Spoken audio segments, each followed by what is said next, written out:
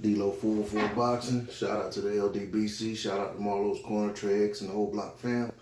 So, a few days ago, Max Kellerman posed a question on one of his posts, and he was saying that basically asked, did anyone believe that Anthony Joshua, in lieu of what we saw in his performance against Andy Ruiz in the rematch, and quite frankly, I guess you could look at the first fight as well. But the question was, do anyone truly believe that Anthony Joshua can go 12 rounds with Deontay Wilder? Okay, I looked at a few videos made on this subject, looked at it in the comment section, commented on it myself, and a lot of what I've been seeing from a lot of the Anthony Joshua heavily, Anthony Joshua laden fan posts was a lot of, well, if AJ lands first, it's over for Wilder. A lot of people referencing Harold Sconyers, the guy that dropped Wilder, got a knockdown on Wilder way back in like his maybe 13th fight or something. I don't remember what fight it was. But anyway, and eventually I think he got dropped 4 times and stopped versus Wilder. But anyway, they love to bring that up. Also, one topic that comes up is, that they'll say, well, Wilder has a weak chin and he hasn't really fought anyone who could punch like Joshua and things like that. But all the while, never really addressing the actual question that was asked. Never saying that, well, yeah, I think, Joshua can go 12 rounds with Wilder. And I think those answers pretty much do answer the question. Those responses do answer the question.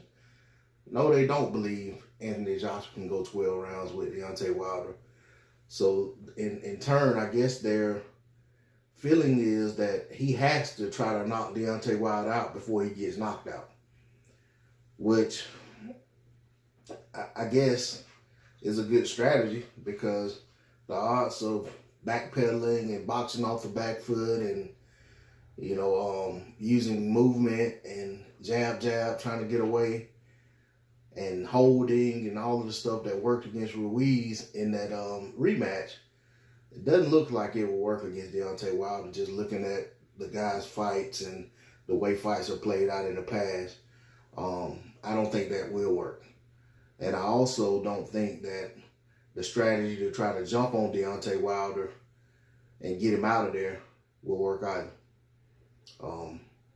I'll be honest. I know in boxing, anything's possible. In boxing, you have to actually make the fights and watch them play out and see what happens. But I've been saying all along, ever since AJ burst on the scene, and especially ever since the fight, when I saw him fight Dillian White, I've said way back then, this guy can't stay there with Deontay Wilder. If he ever gets to that point where he challenges Wilder for a title, of course, this is before AJ became a champion, but he was coming up the WBC ranks. So I was expecting him to challenge Wilder for the WBC title, but then things shifted in the division, and he saw another path and he went another route and became champion. But I saw back then things in Anthony Joshua that made me say he can't stay there with Deontay Wilder.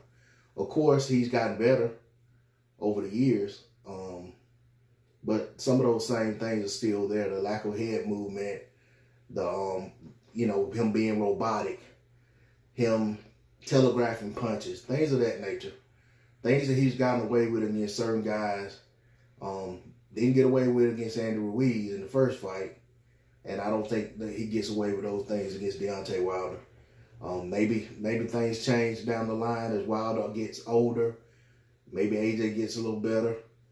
But at the end of the day, this is a fight that needs to happen sooner than later. And we've already saw Andy Ruiz upset the apple cart once. If they're going to make this fight, they need to go ahead and get soon start making it. Because the more they put it off, the more likely it is that one of these guys gets picked off again, and more than likely, it'll be the same guy that got picked off before for the same reason that he was picked off before. But that's all I got to say on the topic. This is D-Lo 404 Boxing.